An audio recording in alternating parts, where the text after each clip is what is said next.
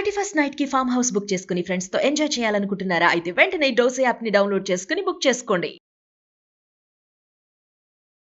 నమస్తే రమ్మగారు. నమస్తే జయ. కథా సరిసాగరం నుంచి ఏదైనా ఒక కథ చెప్తారా? చాలా చెప్తున్నాం కదా. అవును, కొంచెం గ్యాప్ వచ్చింది.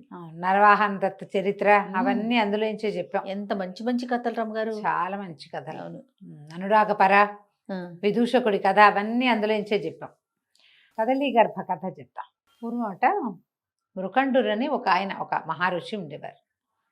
వింధ్యాటవిలో ఆయనదే సొంత ఆశ్రమం కూడా ఉండేది. చాలామంది ఉంటూ ఉండేవారు. ఈయన చాలా తీవ్ర తపస్వి. ఆకాశంలో తల్లకిందులుగా ఉండి తపస్సు చేసేవారట. అయితే ఎంతకాలమో తపస్సు చేసిన తర్వాత ఒకనాడు ఆయన తల్లకిందులుగా పద్మాసనం వేసుకుని తల కిందకి పద్మాసనం పైకి ఉందన్నమాట. తపస్సు చేసుకుంటూ ఉంటే అప్సరస అయిన ఘృతాచి అటు ఆయన ముందు నుంచి వెళ్ళిందట. ఘృతాచి అనే పేరున్న అప్సరస ఉంది కదా. అయితే ఎప్పుడూ లేనిది ఆయనకి ఆవిడని చూసేసరికల్లా ఒక మనసు చెలించింది. అలాంటివి జరుగుతాయి తీవ్ర తపస్సులో కూడా. అయితే ఆయన వీర్యం పడిపోయిందట. ఆ పడటం ఏమైంది, ఈయన ఆకాశంలో ఉన్నాడు కదా, అప్పుడే పుష్పించిన ఒక కదలి అంటే అరటి చెట్టు మొవ్వులో పడిందట. ఈయన తపస్వి అవటం వల్ల ఆ పడినది స్త్రీ శిశువుగా రూపాంతరం చెందింది. ఆడపిల్ల అయిందట. ఆ అరటి చెట్టు మొవ్వులోంచి పుట్టింది కాబట్టి కదలి గర్భ అని పేరు పెట్టారట పాపకి. ఆయన ఇట్లా తన వల్ల ఇలా శిశువు రూపొందిందని ఆయన దిగి వచ్చి ఆ శిశువుని తీసుకున్నాడు. తీసుకుని తన ఆశ్రమంలో ఉన్న తపస్సులందరికీ అప్పచెప్పాడు. ఆ కదలి గర్భని ఈ మృకండాశ్రమంలోనే అమ్మాయి పెరిగేది. ఎంతో చక్కటిది. మరి ఘృతాచి అప్సరస కదా, ఆవిడ మహాసౌందర్యవతి. దానివల్లే కదా ఇలాంటిది జరిగింది. అయితే ఈ అమ్మాయి చక్కగా పెరిగి బాగుండేది, అందంగా ఉండేది. కదలి గర్భ అని పిలిచేవాళ్ళు. అదే కదలి గర్భ. కదలి అంటే అరటి మొవ్వులోంచి పుట్టింది. అయితే ఆ ప్రాంతానికి చెందిన మహారాజు ఒకరు ఇక్కడికి అడవికి వచ్చి ఈయన మహాద్భుత సౌందర్యవతిగా ఉన్న ఈ కదలి గర్భను చూసి వ్యామోహం చెంది పిల్లని వివాహం చేసుకుంటానని ఋషినే అడిగాడు. అడిగితే సరే రాజు అడిగాడు, కాదంటవెందుకు, కణ్వాశ్రమంలో శకుంతలని దుష్యంతుడు వివాహం చేసుకోవాలా, అంతే, అలాంటిదేనని భావించి ఆయన ఈ కూతుర్ని ఈ పిల్లని ఆయనకి ఇచ్చి వివాహం చేయటానికి ఒప్పుకున్నాడు. ఈ ఘృతాచి ఆమె స్నేహితురాళ్ళు అందరూ వచ్చారట, దేవకాంతలంతా వివాహానికి. మరి తమలో ఒకదాని వల్ల పుట్టింది కదా ఈ పాప, గర్భం కాకపోయినా ఆమె వల్లే కదా ఇది జరిగింది. వాళ్ళంతా వచ్చి పిల్లని చక్కగా అలంకరించి ఎంతో ఆదరించి చాలా ప్రేమపూర్వకంగా వివాహం జరిపించారు. అయితే ఈ కదలి గర్భని రాజుగారు తీసుకెళ్ళేటప్పుడు వాళ్ళు ఏం చేశారట, కొన్ని ఆవాలు అమ్మాయి చేతికి ఇచ్చారట. నువ్వు వెళ్ళే మార్గం అంతా ఇవి వేసుకుని వెళ్ళు, నీకేదైనా సమస్య వస్తే ఈ ఆవాలు నీకు దారి చూపిస్తాయి అని చెప్పారు. ఆమెకి ఒక చిన్న మూట ఇచ్చిన ఆవాలు పట్టుకుని ఈ కదలి గర్భ రాజుగారింటికి తీసుకుపోయాడు. తీసుకెళ్తే రాజుగారికి పెద్ద భార్య ఒక ఆవిడ ఉంది. ఇవి 2, 3, 36 అప్పట్లో అలా జరిగేది. దక్షిణ నాయకులుగా ఉండేవాళ్ళు రాజులు. సరే ఈ వెళ్తూ ఈ అమ్మాయి ఏం చేసింది, ఈ ఆవాల సంచికి చిల్లు పెట్టి సన్నగా కారేలా చేసి దారంతా ఆవాలు పోసుకుంటూ రాజ్యానికి వెళ్ళిపోయింది. వెళ్తే వాళ్ళందరూ బాగా ఆదరించారు. పెద్దరాణి గారికి ఒళ్ళు మంటగా ఉండేది. ఈ సౌందర్యవతి అయిన చిన్నపిల్లని ఈయన అడవిలో నుంచి తీసుకొచ్చాడు. దీనికి అమ్మలేదు, అయ్యా సరైంది కాదు. మరి ఏమనిపిస్తుంది, అమ్మాయి ఎట్లా పుట్టిందో అనేది తెలిసింది కదా. ఒక వెగటుగా ఉండేది. రాజుగారు పరమ ప్రీతిగా ఉండేవాడు కదలి గర్భ పట్ల. ఆయన ఎంతసేపు ఆ అమ్మాయి వ్యామోహంలో పడి చిక్కుకుపోయినట్టు కనపడేసరికి ఈ మహాదేవికి నచ్చేది కాదు. పెద్ద ఆవిడికి ఆవిడ ఏం చేసింది, ఒక కాపాలికని పిలిచిందట. కాపాలిక అంటే వృద్ధ తాపసి ఒక ఆవిడ. ఈ ఏమంటారు, రకరకాలమైన అంటే క్రూరమైన శక్తుల్ని సాధించిన వాళ్ళు కాపాలికులు అంటారు. పిలిచి ఎలాగైనా సరే ఈ కదలి గర్భని తప్పించు అనేసరికి ఈ తాపసి ఏమనుకుంది, మనతోటి ఏమవుతుంది, ఋషి పుత్రిక అని చెప్పి ఆ రాజుగారికి సేవించేటువంటి ఒక మంగలివాడు, వృద్ధ నాపితుడు అంటారు, ఆ నాపితుడిని పిలిచి, అరే ఎట్లాగైనా సరే ఈ యువరాణిని ఈవిడ్ని తప్పించాలిరా, రాణిగారు చాలా ఆసక్తిగా ఉంది ఈ పిల్లని తప్పించడం పట్ల, ఏదైనా ఒక సలహా చెప్పమంది. వాడనుకున్నాడు, ఏమిటి లేనిపోని పాపం, ఈయన పోయి పనిమాల అడవిలో నుంచి ఆ పిల్లని తెచ్చుకోవటం ఎందుకు, అదే కదా. ఋషికుమార్తెని తీసుకొచ్చిన తర్వాత ఈవిడికి ఇంత కుళ్ళు రేపేలాగా ఎందుకు ప్రవర్తించాలి, రేపొద్దున ఏదైనా తేడా వస్తే రాణిగారు బాగానే ఉంటుంది, నేను కదా మధ్యలో దొరికిపోతాను. బాగా ఆలోచించి ఏమన్నాడు, అమ్మాయి అట్లా కాదు, ఏదైనా విషం తెచ్చిపెట్టమని, విషం తెచ్చిపెట్టామనుకో అమ్మాయికి, ఆ అమ్మాయికి ఏదైనా వచ్చాక అనారోగ్యం వస్తే కొత్త రాణిగారికి అప్పుడు ప్రశ్న రాదా, ఏం పెట్టారు, ఎవరు పెట్టారు, ఎవరు తెచ్చారని.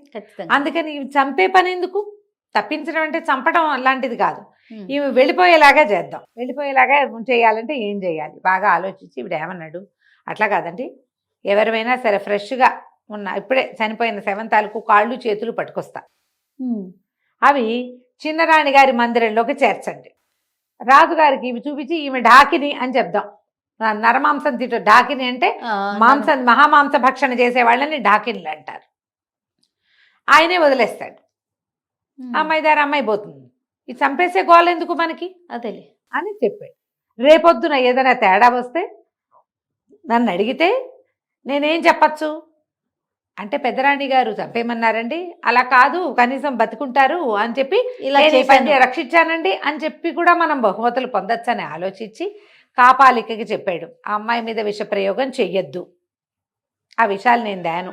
అప్పుడు నాభి అని దొరికేదట ఒక రకం, ఆ నాభి నలకంత చీమ తలకాయంత నాభి తగిలిస్తే మన సైనైడ్ లాంటిది నాభి అంటారు దాన్ని, అలాంటివి చెయ్యొద్దు, పంపించేద్దాం. ఒకవేళ తప్పి తగిలి ఈమె కనుక గర్భవతి అయిందనుకో మనకు తెలియకుండా, ఈ నాభి వల్ల తల్లి పిల్లకి ఏదైనా అయితే 2 పాపాలు వస్తాయి మనకి, మంచోడు అన్నాడు. అనేసరికల్లా కాపాలిక ఒప్పుకుంది. వీడేం చేశాడు, ఈ మన రకరకాల శవాలు అవి కొట్టుకొస్తుంటాయి నదుల్లో, ఈ సైనికులు వాళ్ళు వీళ్ళు చూసి పంచనామాలు నిర్వహించి ఎవరి తాలూకు ఏమిటి కనుక్కుంటారు. వీడు అది కాకుండా ఒకళ్ళిద్దరు సైనికుల్ని మంచి చేసుకుని ఏదో పని ఉందని క్రియ ఉందని చెప్పి దొరికిన శవంతాలకు కాళ్ళు చేతులు పట్టుకొచ్చి కాపాలికకి అప్పచెప్పాడు. ఓహో, ఈవిడేం చేసింది, ఓ 2 చెలికెత్తల్ని మంచి చేసుకుని యువరాణి ఈ చిన్నరాణి గారి మందిరంలోకి అవి చేర్చాక రాజుగారు పెద్దరాణి దగ్గర ఆవిడ వంతుంది, వారానికి ఒకసారి 2 సార్లు వచ్చేసరికల్లా ఆవిడంది, క్షేమంగా ఉన్నారా, మిమ్మల్ని చిన్నరాణి ఏమి చేయలేదు కదా, నన్నేం చేస్తుంది, అట్లాంటి పిచ్చిబాగుళ్ళు మాటలు మాట్లాడుతున్నాం అంటే, అయ్యో మీకు తెలీదు, అమ్మాయి మహామాంస భక్షణ చేస్తుందండి, ఆ అడవిలో ఉండగా సులువుగా ఉండేది, ఇక్కడ ఏం చేస్తోందో, ఏమీ దొరకకపోతే మిమ్మల్ని కొరుక్కుని తినేస్తోందేమోనని అన్నది. అనేసరికి ఆయన నిర్ఘాంతపోయాడు, చిచ్చి అట్లాంటి కదలి గర్భ అట్లాంటిది కాదు, మృకండ మహర్షి కూతురు, ఆ అమ్మాయి అట్లా ఎందుకు చేస్తుంటే కావాలంటే మీరు గదులు చెక్ చేసుకోండి, పరీక్షించండి అని. ఈయన ఏం చేశాడు, పరీక్షించాడు.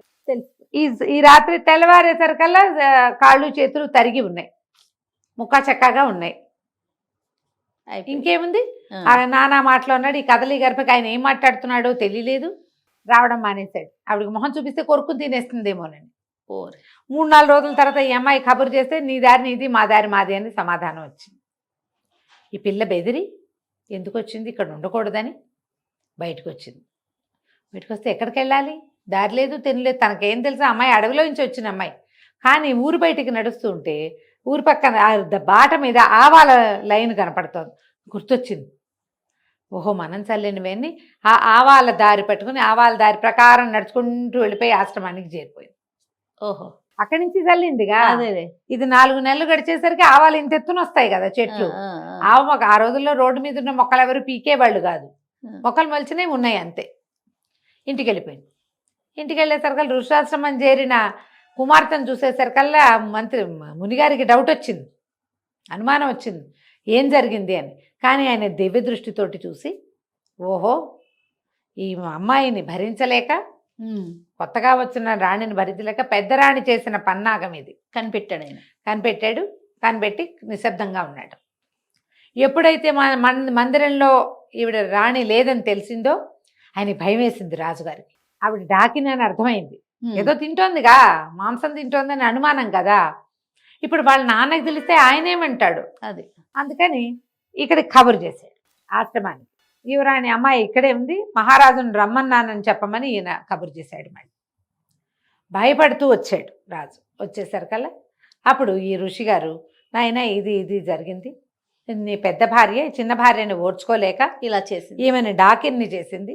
దేవయోని ఈ అమ్మాయి ఘృతాచి వలన జన్మించింది, పైగా అయోనిజ, ఎవరి మనుషు సంపర్కంతో పుట్టింది కాదు. ఈమె డాకిన్ ఎట్లా అవుతుంది? నువ్వు అదొక ఆలోచన చేసి ఉండాల్సింది కదా. మానవులైతే డాకిన్లు అవుతారు, అదే ఇలా అయోనిజగా జన్మించిన వాళ్ళు సీతాదేవి అయోనిజ, ఆవిడతోటి పోలికే ఈ అమ్మాయి కూడా ఇంచుమించుగా అలాంటిదే. అవును అవును. అనగానే ఈ రాజుగారు చాలా బాధపడిపోయాడు. అయ్యో ఇంత పొరపాటు జరిగింది, కనీసం నేను ఋషినైనా తలచలేదే. అడిగి అవి చూసేసరికి ఉద్రేకపడ్డాను. మునిగారిని క్షమించమని పదే పదే ప్రాధేయపడి మళ్ళీ చిన్న భార్యను పుచ్చుకుని నగరానికి వెళ్ళాడు కదలి గర్భతోటి. వెళ్ళేసరికల్లా రాణి తిరిగి వచ్చేసరికి వీళ్ళంతా హడిలిపోయారు, తెలిసిపోయిందని. హడిలిపోయారు. అక్కడి నుంచి మెల్లిగా ఆయన ఆను పాను తీశాడు, ఎవరు చేశారు అని. ముందు కాపాలిక బయటకు వచ్చింది, తర్వాత మంగళవాడి బయటకు వచ్చాడు, చివరిగా తర్వాత రాణి రాణి. బయటకు వచ్చింది. ముగ్గురిని శిక్షించడానికి పిలిస్తే కాపాలిక నా తప్పు లేదు, ఈవిడ నన్ను విషం తెమ్మంది, నేను వాడిని సలహా అడిగా, వాడి సలహా చెప్పాడు. కాపాలిక తప్పుకుంది. వాడేం చెప్పాడు, వీళ్ళు విషం పెట్టిస్తే అమ్మాయి చచ్చిపోతుంది, చావకుండా ఉండడానికి నేను ఈ మార్గం ఎన్నుకున్నాను, నిజం నిలకడ మీద ఎలాగూ తెలుస్తుందిలే 4 రోజులు పోయాకని మంగళవాడు తప్పుకున్నాడు. ఫైనల్ గా రాణి గారు దొరికింది. అసూయపడి చంపడానికి కూడా ముందుకొచ్చిన రాణిని పుట్టింటి పంపించేశాడు రాజుగారు. ఈ పద్ధతులతో మాకు కుదరదు అని. హాయిగా కదలి గర్భతోటి కలిసి ఉన్నాడు. తర్వాత చాలా మంది సంతానం కలిగారు అమ్మాయికి. రాజు రాణి సుఖంగా ఉన్నారు. కథ కంచికి మనం ఇంటికి. బాగుందండి. నమస్తే. నమస్తే జయ.